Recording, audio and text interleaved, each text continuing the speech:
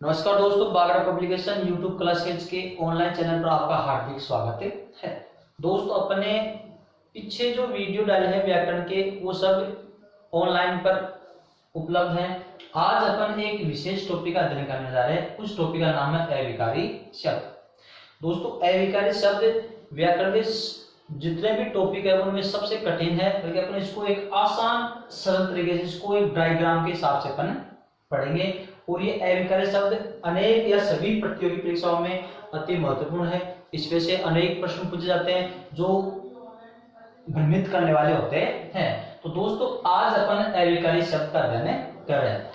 वैसे तो शब्द विचार के आधार पर शब्द विचार है वो चार प्रकार के होते हैं। कौन कौन से? उत्पत्ति के आधार पर,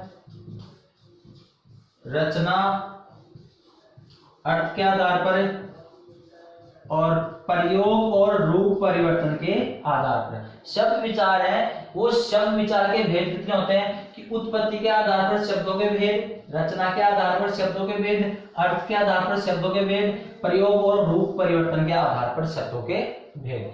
उत्पत्ति के आधार पर अपने चार हो गए। कौन कौन से? तत्सम, तद्भव, देशज, विदेशी।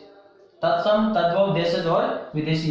रचना के आधार पर शब्द के भेद हो गए तीन: रूढ़ शब्द, यौगिक शब्द और योग रूढ़। रूढ़, यौगिक, योग रूढ़। फिर अर्थ की दृष्टि से अपने होते हैं एकार्थी, समानार्थी, विलोमार्थी, भिन्नार्थी। ये शब्द होते हैं आपके अर्थ की दृष्टि से शब्दों के भेद। फिर है प्रयोग और रूप परिवर्तन के आधार पर शब्द के भेद होते हैं दो। कौन से होते हैं? एक होता है विकारी, एक होता है अविकारी।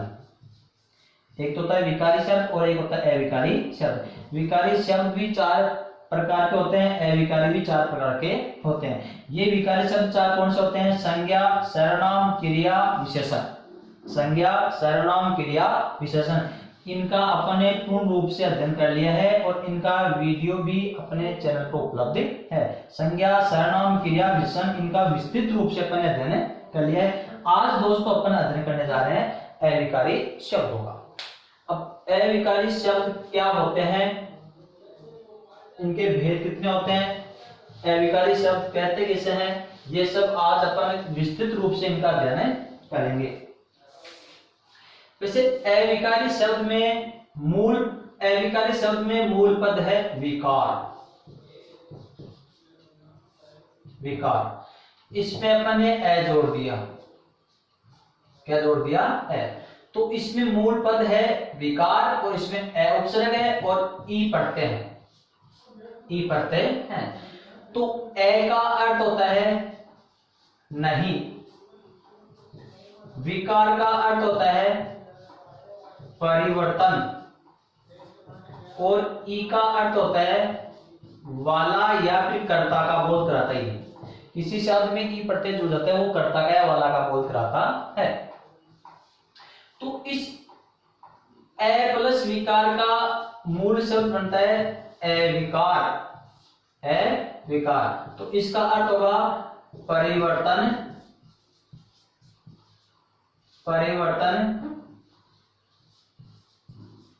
नहीं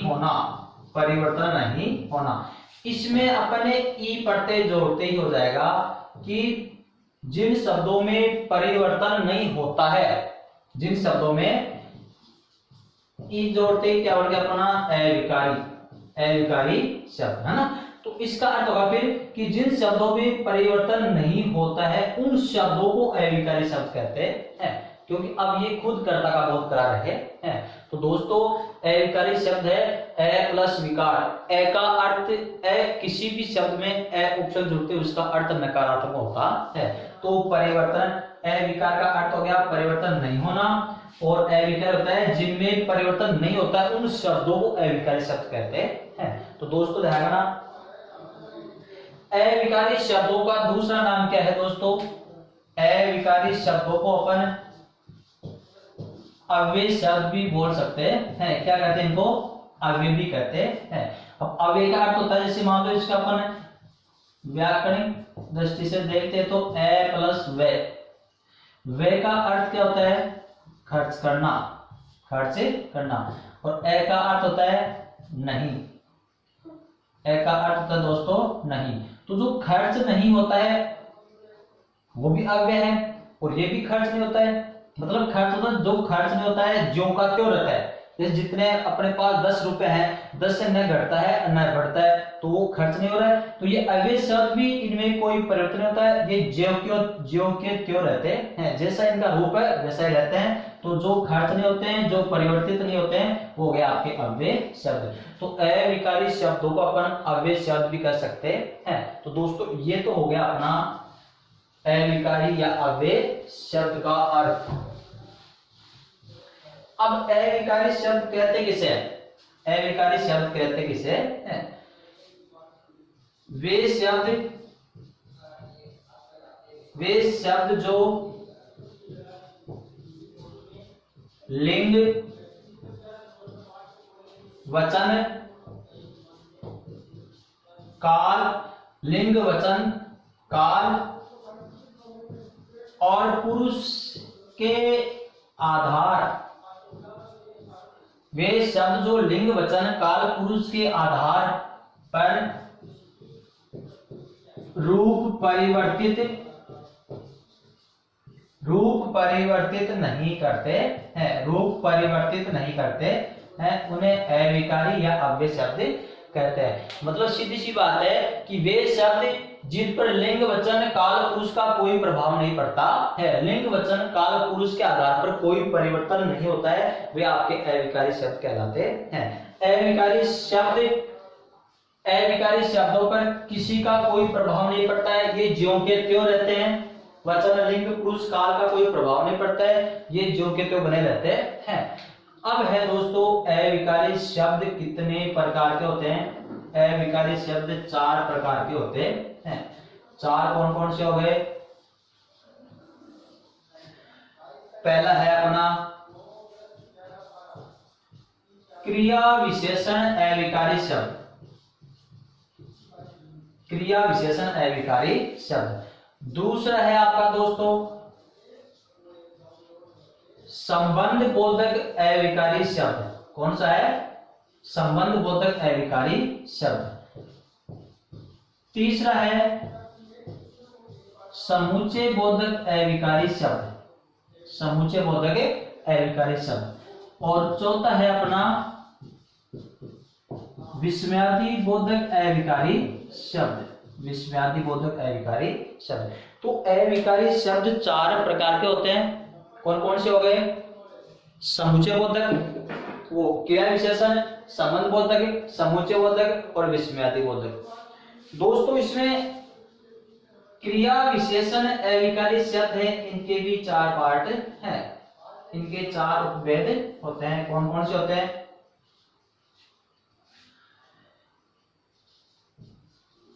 कालवाचक क्रिया विशेषण, दूसरा है आपका स्थानवाचक क्रिया विशेषण, तीसरा है आपका परिमाणवाचक क्रिया विशेषण, चौथा है आपका रीतिवाचक क्रिया विशेषण। ये दोस्तों क्रिया विशेषण के 4 भेद हो गए। कौन कौन से हो गए? कालवाचक, स्थानवाचक, परिमाणवाचक और रीतिवाचक क्रिया विशेषण। अब दोस्तों इनका अपन प्रत्येक भेद का विस्तृत रूप से अध्ययन करेंगे। तो क्रिया विशेषण किसे कहते हैं? ध्यान रखना कि जो क्रिया की विशेषता बताते हैं वो क्रिया विशेषण शब्द कहलाते हैं। वे अव्यय शब्द या अविकारी शब्द जो क्रिया की विशेषता बताते हैं उन्हें क्रिया विशेषण कहते हैं। फिर है संबंध बोधक, वे अविकारी शब्द जो वाक्य में किसी संज्ञा या सर्वनाम का, जो किसी संज्ञा या सर्वनाम का वाक्य में प्रयुक्त अन्य संज्ञा या सर्वनाम के साथ संबंध का बोध कराते हैं। दोस्तों दोबारा देखना कि वे अविकारी शब्द जो किसी संज्ञा या सर्वनाम का वाक्य में प्रयुक्त अन्य संज्ञा या सर्वनाम के साथ में संबंध का बोध कराते हैं वो संबंध बोधक अविकारी शब्द कहलाते हैं। समुच्चय बोधक कौन से होते हैं? वे अविकारी शब्द जो दो पदों या दो शब्दों को जोड़ने का या योजक करने का बोध कराते हैं, वो समुच्चय बोधक कहलाते हैं। वे अविकारी शब्द जो सुख दुख घृणा ईर्ष्या नफरत आदि के भाव का बोध कराते हैं, वो आपके विस्मयादि बोधक अविकारी शब्द कहलाते हैं। अब दोस्तों अपन चलते हैं, क्रिया विशेषण के भी चार भेद होते हैं। कालवाचक क्रिया विशेषण, स्थानवाचक क्रिया विशेषण, परिमाणवाचक क्रिया विशेषण और रीतिवाचक क्रिया विशेषण। अब अपन चलते हैं, पहला टॉपिक लेते हैं क्रिया विशेषण। ये क्या होता है और किसे कहते हैं? दोस्तों एक होता है विशेषण और एक होता है क्रिया विशेषण। एक होता है विशेषण और एक होता है क्रिया विशेषण। पहले अपन विशेषण में और क्रिया विशेषण में अंतर देखते हैं। कभी कभी विद्यार्थियों की दिक्कत आती है कि कौन सा विशेषण है और कौन सा क्रिया विशेषण है। तो देखो दोस्तों, अपन यहां पर लिखते हैं, ये तो हो गया विशेष्य। ध्यान से देखना, ये वीडियो ऐसा है जो अलग है सबसे, इसको अंत तक देखिएगा तभी समझ में आएगा चित्र से, फिर कभी भी आप अविकारी शब्दों को नहीं भूल पाओगे।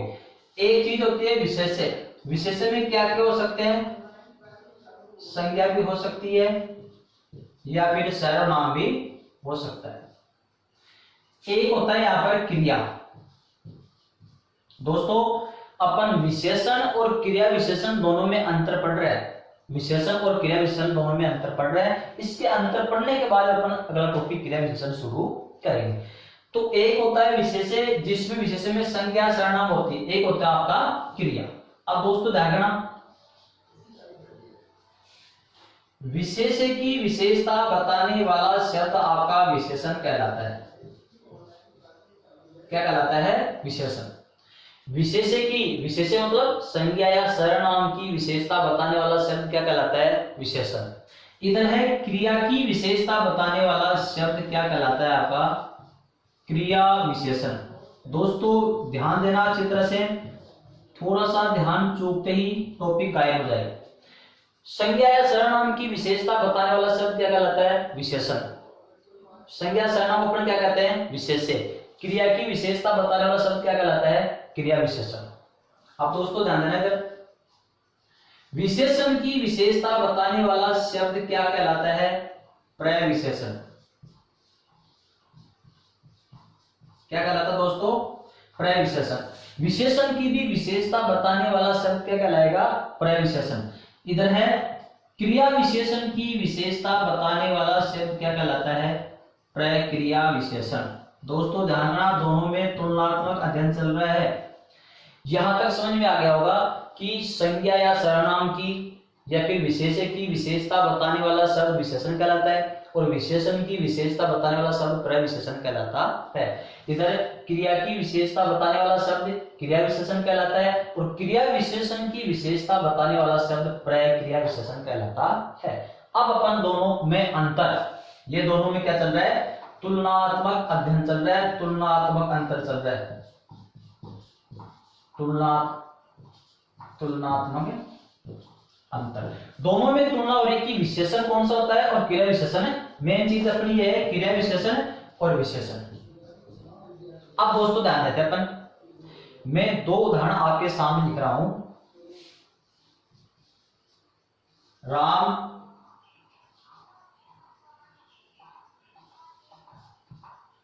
घर पर सुंदर कपड़े पहनता है। राम घर पर सुंदर कपड़े पहनता है।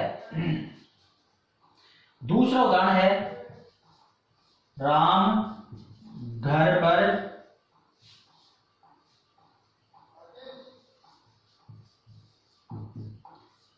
अच्छा बोलता है। राम घर पर अच्छा बोलता है। फिर उदाहरण है अपना, राम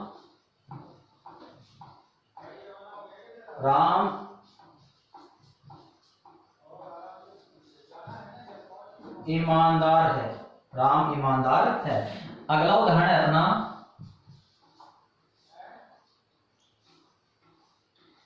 राम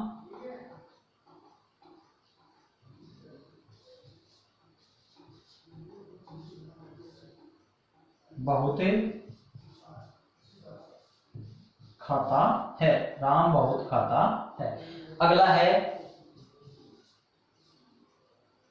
राम बहुत सुंदर है, राम बहुत सुंदर है। यहां पर है, राम बहुत अधिक दौड़ता है। फिर है दोस्तों,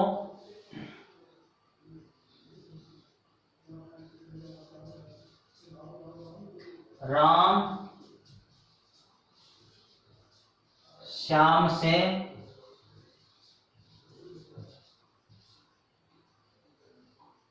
राम श्याम से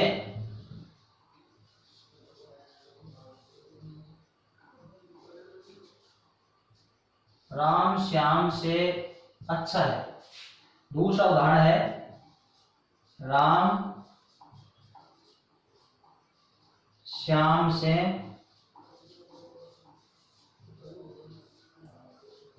अच्छा गाता है, अच्छा गाता है।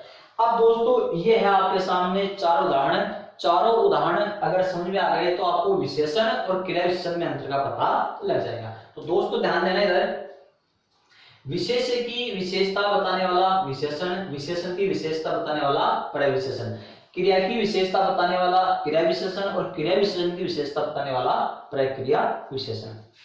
अब दोस्तों पहला उदाहरण है, राम घर पर सुंदर कपड़े पहनता है। इसमें क्रिया क्या है? पहनना। राम कौन है? कर्ता। पहनने का काम करता है, वही कर्ता होता है। तो राम इस वाक्य में करता है और पहनना क्या है? क्रिया। फिर है कपड़े। कपड़े कैसे हैं? सुंदर। तो अब इसमें ये है सुंदर विशेषण। अब ये पता नहीं ये सुंदर विशेषण है या क्रिया विशेषण है, क्योंकि विशेषण और क्रिया विशेषण शब्द दोनों सेम होते हैं। विशेषण और क्रिया विशेषण शब्द दोनों सेम होते हैं, बल्कि ये अलग अलग कब प्रयुक्त होते हैं? अगर यही शब्द, यही विशेषण शब्द, यही विशेषण शब्द संज्ञा सर्वनाम की विशेषता बताएगा तब तो ये विशेषण कहलाएगा, और यही विशेषण शब्द अगर क्रिया की विशेषता बताएगा तो फिर यही विशेषण आपका क्रिया विशेषण कहलाएगा। अब इस वाक्य में ये सुंदर शब्द किसके लिए प्रयुक्त हो रहा है?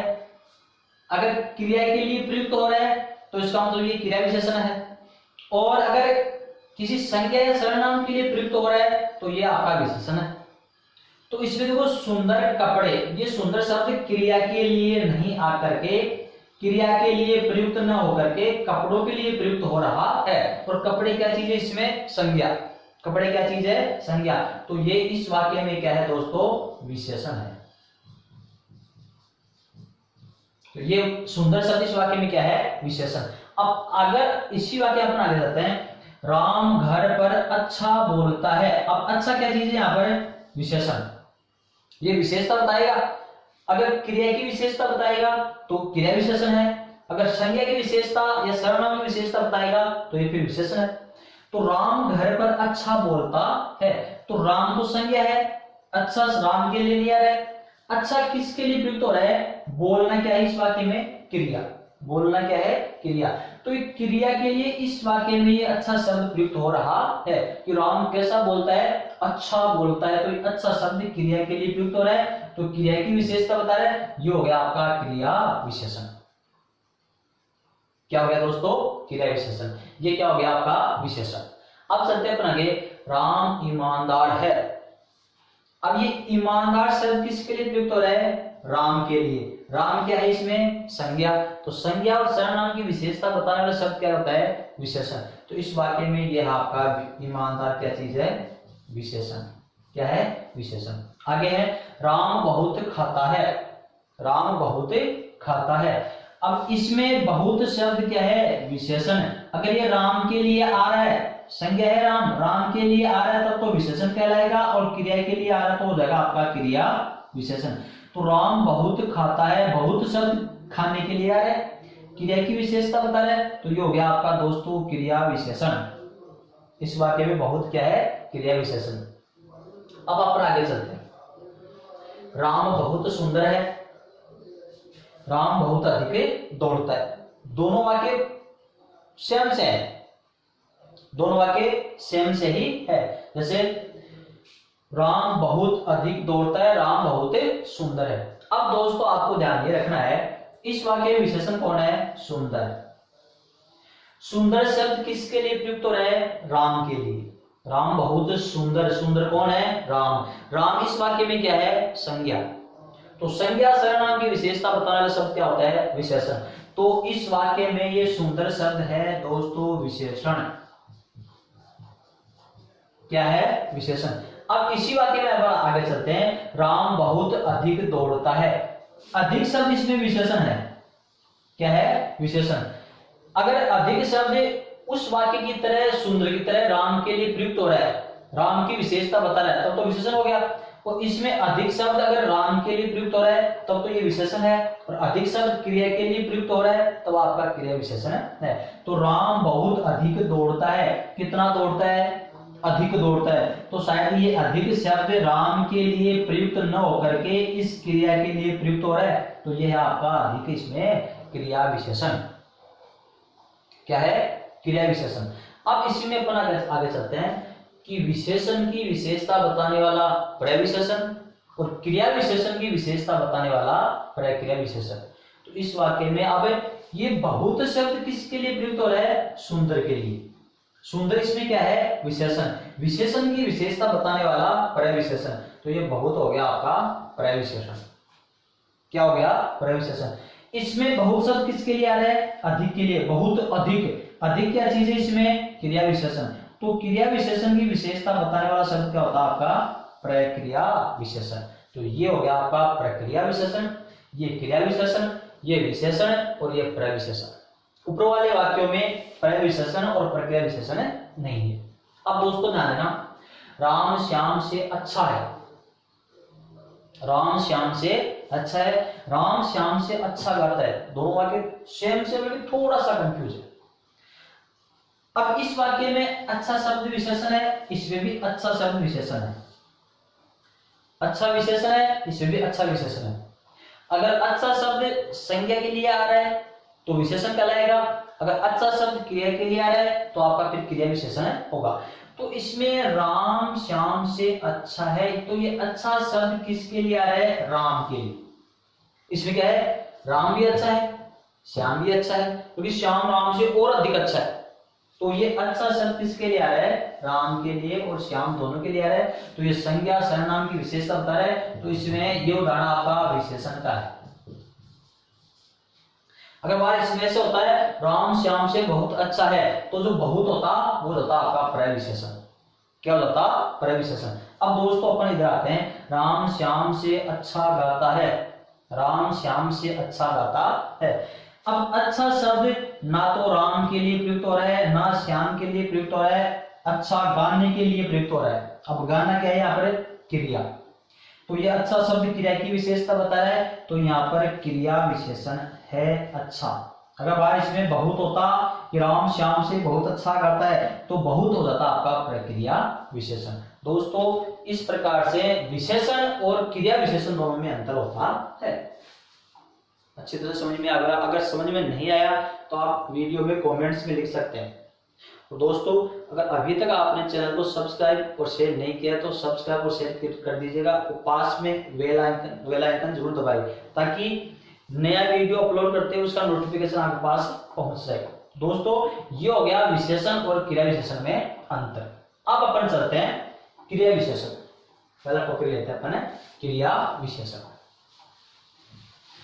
विशेष रूप से ध्यान रखना कि क्रिया की विशेषता बताता है वो क्रिया विशेषण होता है, और संज्ञा सर्वनाम की विशेषता बताता हुआ आपका विशेषण होता है। वाक्य को पढ़ने पर आपको आराम से अच्छी तरह से पता लग जाता है कि कौन सा विशेषण है और कौन सा क्रिया विशेषण होता है। अब दोस्तों अपन चलते हैं अविकारी शब्दों में पहला था क्रिया विशेषण। पहला भेद है आपका क्रिया विशेषण।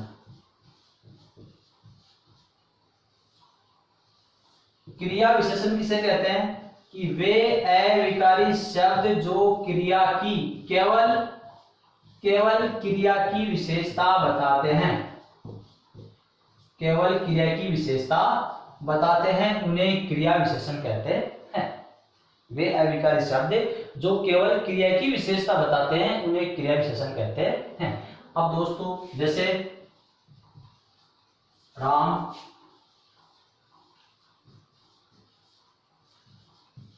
अधिक पढ़ता है। अब इसमें जो अधिक शब्द राम के लिए प्रयुक्त हो रहा है या पढ़ने के लिए प्रयुक्त हो रहा है, अगर राम के लिए प्रयुक्त हो रहा है तो इसका मतलब ये अधिक विशेषण है, और ये क्रिया के लिए प्रयुक्त हो रहा है तो ये अधिक शब्द क्रिया विशेषण है। तो राम कितना पढ़ता है? अधिक पढ़ता है। अधिक शब्द पढ़ने के लिए आ रहा है तो ये हो गया आपका क्रिया विशेषण। क्या हो गया? क्रिया विशेषण।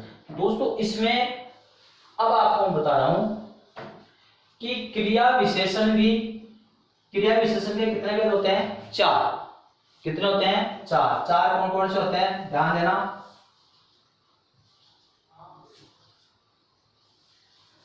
पहला है कालवाचक क्रिया विशेषण, दूसरा है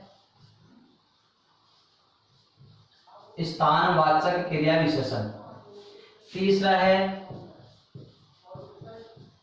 परिमाणवाचक क्रिया विशेषण, और चौथा है आपका रीतिवाचक क्रिया विशेषण।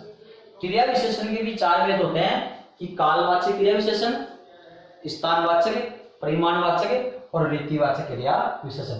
पहले अपन इन चारों को देखते हैं, फिर एक एक का क्रमवार अध्ययन करते हैं। काल का मतलब होता है समय, काल का मतलब होता है समय। स्थान विशेष हो गया। परिमाण का अर्थ होता है मापतोल।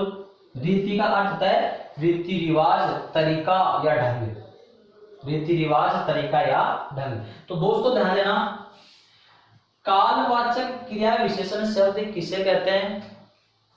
वे अविकारी शब्द जो क्रिया के होने के समय का बोध कराते हैं कि क्रिया कब हो रही है, क्रिया कब हो रही है। कालवाचक क्रिया विशेषण किसे कहते हैं? वे अविकारी शब्द जो क्रिया के होने के समय का बोध कराते हैं उन्हें कालवाचक क्रिया विशेषण कहते हैं। और कालवाचक क्रिया विशेषण का पता आपको कब से लग जाता है? अगर क्रिया से पहले आप कब का प्रयोग करोगे, क्योंकि क्रिया विशेषण किसकी विशेषता बताता है? क्रिया की विशेषता बताता है। क्रिया विशेषण के 4 भेद हो गए। कालवाचक कब होगा? जब क्रिया से पहले आप कब का प्रयोग करोगे। अगर इसका उत्तर मिल जाए तो उसमें कालवाचक क्रिया विशेषण ही होता है। दूसरा है स्थानवाचक क्रिया विशेषण। स्थानवाचक क्रिया विशेषण किसे कहते हैं? कि वे अविकारी शब्द जो क्रिया के होने के स्थान का बोध कराते हैं। ये क्रिया के होने के समय का बोध कराते हैं कि क्रिया कब हो रही है, और ये क्रिया के होने के स्थान का बोध कराते हैं। तो होते हैं आपके स्थानवाचक क्रिया विशेषण। स्थानवाचक क्रिया विशेषण का पता आपको कहां से लग जाता है? अगर आप क्रिया से पहले कहां का प्रयोग करोगे तो स्थानवाचक क्रिया विशेषण ही होगा। तीसरा है आपका परिमाणवाचक क्रिया विशेषण। तो परिमाणवाचक क्रिया विशेषण किसे कहते हैं? वे अविकारी शब्द जो क्रिया के माप तोल या मात्रा का बोध कराते हैं। क्रिया के माप तोल या मात्रा का बोध कराते हैं, वो आपके परिमाणवाचक क्रिया विशेषण कहलाते हैं। इसका पता लगेगा आपको कितना, कितनी और कितने, कितना, कितनी और कितने, इन तीनों से आपको इसका पता लग जाएगा। कितना, कितनी और कितने। अब है रीतिवाचक क्रिया विशेषण। मैं इनके सबके उदाहरण बताऊंगा। रीतिवाचक क्रिया विशेषण जैसे वे अविकारी शब्द जो क्रिया के होने के रीति या तरीका या ढंग का बोध कराते हैं, कि क्रिया कौन सी रीति से हो रही है, कौन से तरीके से हो रही है, कौन से ढंग से हो रही है, तो उसका पता लगाए, वो आपका रीतिवाचक क्रिया विशेषण होता है। और इसका पता लगेगा आपको कैसे, कैसे पता लगेगा, कैसे, कैसा, कैसी, कैसा, कैसी, कैसे। तो दोस्तों धारणा क्रिया के होने के समय का बोध पता लगाए तो कालवाचक, क्रिया के होने के स्थान का बोध कराए तो स्थानवाचक, क्रिया के होने के मापतोल का बोध कराए तो परिमाणवाचक, और क्रिया के होने के तरीके, ढंग या रीति का बोध कराए तो रीतिवाचक होता है। काल का पता लगेगा आपको कब से, स्थान का पता लगेगा कहां से, परिमाणवाचक का कितना, कितनी, कितने से, और रीतिवाचक का पता लगेगा आपको कैसे से। अब जैसे मैं 4 उदाहरण कराऊं,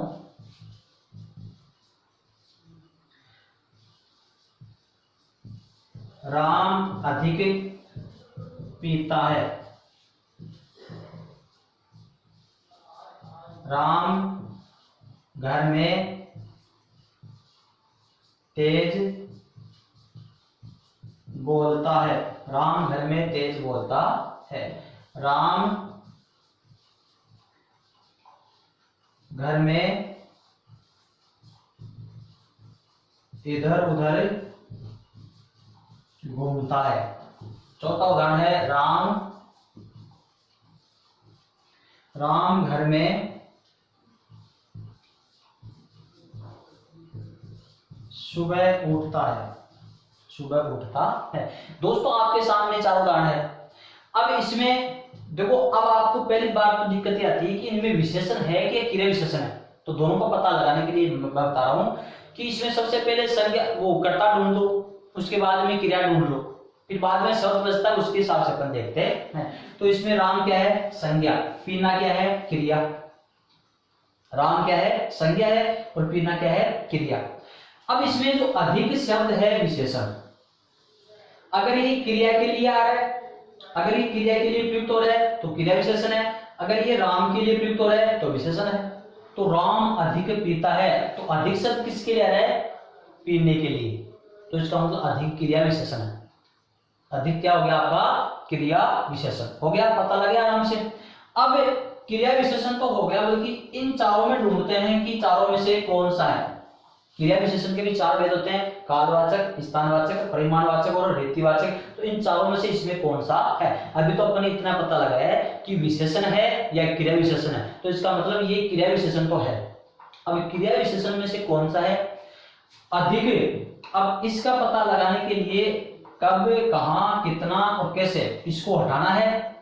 क्रिया से पहले जो शब्द है क्रिया विशेषण, उसको हटाना है और इनमें से प्रयोग करना है। तो देखो पहले अपन लगाते हैं कैसे, राम कैसे पीता है, राम कैसे पीता है। तो कैसे का उत्तर अधिक थोड़ी है, नहीं है।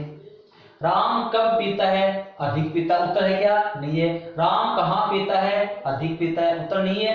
राम कितना पीता है, अधिक, कितना पी रहा है, अधिक, इसका उत्तर ये आपका अधिक।